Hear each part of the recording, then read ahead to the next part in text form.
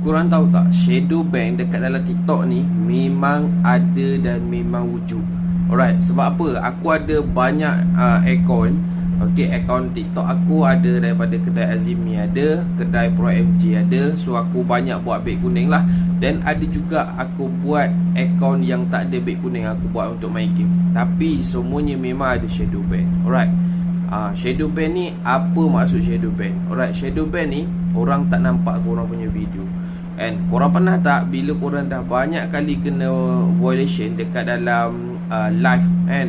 Dalam live ke dalam video ke tak kisah. Video korang disensor, macam contoh sound dikeluarkan ataupun video korang tu dialihkan keluar. Benda tu sebenarnya adalah shadow ban. Tiba-tiba contoh kalau korang buat live, tiba-tiba live korang tu tiba-tiba hilang. Tiba-tiba tak boleh nak buat live.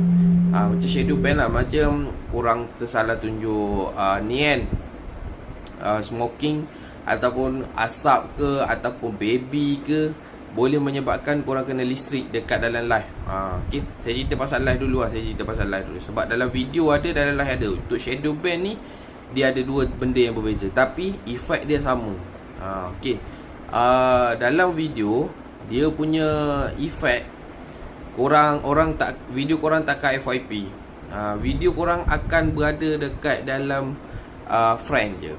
Itu maksudnya korang punya video dah kena shadow ban. Alright, yang keduanya, kalau korang buat live, video korang takkan pernah ramai. Maknanya korang live hari ni 20, esok 100, lusa 100, esokkan lagi 50. Itu maksudnya shadow ban.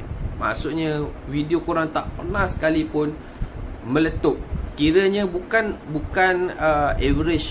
average untuk total view, bukan untuk semasa tau, total view. Contoh kalau korang buat live kan, hari ni korang dapat lebih kurang 100 orang. Korang live 2 jam 100 orang. Okey, esok korang live lagi 2 jam tapi still 100 orang. Esok korang live lagi still 100 orang juga. Itu maksudnya korang kena shadow ban. Dia mana-mana kalau korang buat live 1 jam ke atas lah, view memang akan di-push. Melainkan kalau korang dah kena shadow ban, memang takkan di-push. Okay, maksudnya takkan ada penambahan.